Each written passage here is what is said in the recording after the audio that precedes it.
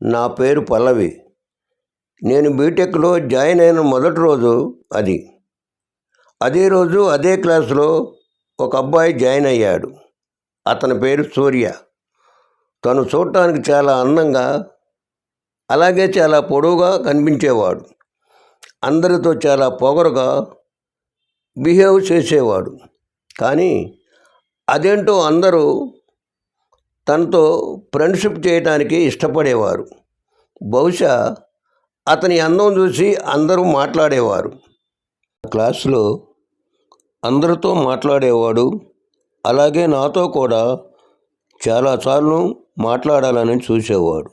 కానీ నేను పెద్దగా పట్టించుకునేదాన్ని కాదు. నాకెందుకో అతనితో మాట్లాడాలని ఉండేది కాదు. నేను అతనితో మాట్లాడింది చాలా తక్కువ. అది కూడా ఎప్పుడూ ఏదో ఒక గొడవ రూపంలోనే మాట్లాడేదాన్ని. అలా కొన్ని రోజులు గడిచిపోయాయి. ఇంతలో సడన్గా ఎందుకో అతను కాలేజీకి రావటం మానేశాడు. ఎందుకో నాకు తెలియదు, కానీ ప్రతిరోజు నా కళ్ళు అతని కోసం ఎదురు చూసేవి. కాలేజీలో ఏదో మిస్ అయిన ఫీలింగ్ కలిగేది నాకు. అలా వారం రోజులు గడిచిన తర్వాత అతను కాలేజీలో కనిపించాడు. ఎందుకు అతను చూడగానే నా కళ్ళు నాకు తెలియకుండానే నవ్వాయి. అతను నా దగ్గరికి వచ్చాడు. ఏం మాట్లాడాలో నాకు అర్థం కాలేదు. ఏంటి, ఈ వారం రోజులు ఏదో మిస్ అయ్యానని అనుకున్నావా? నన్ను చూడకుండా ఉండలేకపోయావా అని అడిగాడు. ఇవన్నీ మీకెలా తెలుసని నేను అడిగాను. ఎందుకో నాకు అలాగే అనిపించింది అని చెప్పాడు సూర్య. అవునా, ఎందుకని అడిగాను. ఎందుకంటే మన మధ్య ప్రేమ ఉంది కాబట్టి మనం ఒకరిని విడిచి ఒకరిని ఉండలేకపోయామని చెప్పాడు. సూర్య మాటలు నాకు కూడా నిజమే అనిపించాయి. ఆ రోజు నుండి ఇద్దరం బాగా ప్రేమించుకున్నాం. ఒకరోజు సూర్య వస్తున్న బైక్కి యాక్సిడెంట్ జరిగి సూర్య అక్కడికక్కడే చనిపోయాడని తెలిసింది. సూర్య ఇక లేడని విషయం తెలిసి నేను తట్టుకోలేకపోయాను. ఏం చేస్తున్నానో నాకే తెలియటం లేదు. నిద్ర, తిండి అన్నీ మానేశాను. నెలలు గడిచిపోయాయి.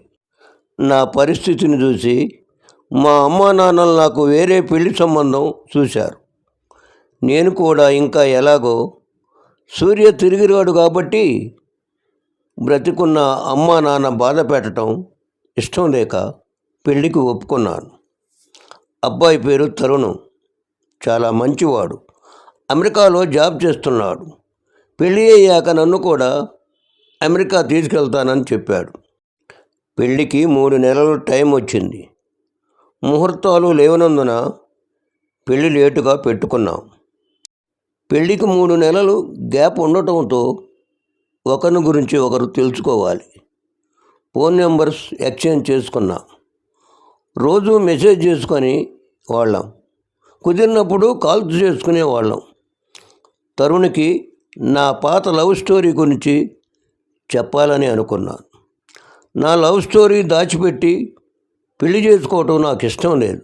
అందుకే ఒకరోజు తరుణ్తో సూర్యుని గురించి చెప్పేశాను. తరుణ్ చాలా మంచివాడు. నన్ను అర్థం చేసుకున్నాడు. ఇంకా పెళ్ళికి 1 నెల మాత్రమే సమయం ఉంది.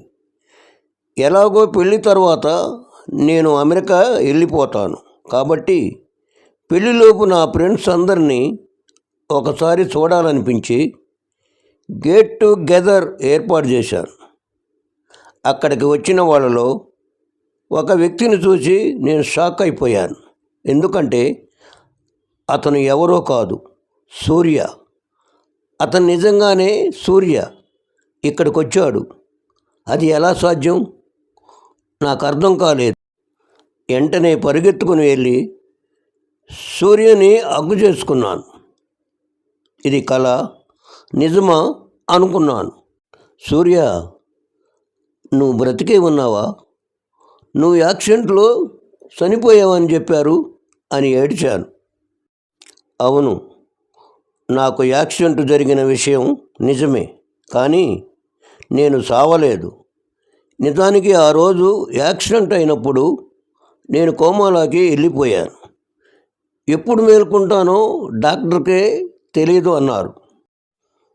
నా కోసం ఎదురు చూస్తూ ఎక్కడ నీ జీవితం నాశనం చేసుకుంటావా అని మా అమ్మ అలా చెప్పింది. నిజానికి యాక్సిడెంట్కి ముందు రోజు రాత్రి మన ప్రేమ విషయం నేను అమ్మకు చెప్పాను. తను ఒప్పుకుంది. మరుసటి రోజే ఇలా జరిగిందని చెప్పాడు. ఎంత పని జరిగింది సూర్య, ఇప్పుడు నేనేం చేయాలి అని ఏడ్చింది. తరుణ్కి నిజం చెప్పి ఎలాగైనా ఈ పెళ్ళి ఆపేయాలి. వెంటనే తరుణ్కి ఫోన్ చేసి రమ్మని చెప్పాను. తరుణ్ వచ్చాడు. సూర్య పేరు చెప్పగానే తరుణ్ కూడా షాక్ అయ్యాడు. తరువాత జరిగిందంతా అతనికి చెప్పాను. ఎలాగైనా ఈ విషయం మా ఇంట్లో చెప్పి ఈ పెళ్ళి జరిపించమని చెప్పాను. తరుణ్ అందుకు ఒప్పుకున్నాడు. వెంటనే మా అమ్మా నాన్నలను కలిసి మా గురించి చెప్పి పెళ్ళికి ఒప్పించాడు. మొదట్లో మా అమ్మ వాళ్ళు సూర్యతో పెళ్ళికి ఒప్పుకోలేదు. తర్వాత నెమ్మదిగా అర్థం చేసుకొని మా పెళ్ళి జరిపించారు. జరగదు అనుకున్న మా ప్రేమ మళ్ళీ నా కోసం తిరిగి వచ్చింది. నేను కోరుకున్న ప్రియుడితో పెళ్ళి జరిగింది. ఇప్పుడు మేము చాలా హ్యాపీగా ఉన్నాం.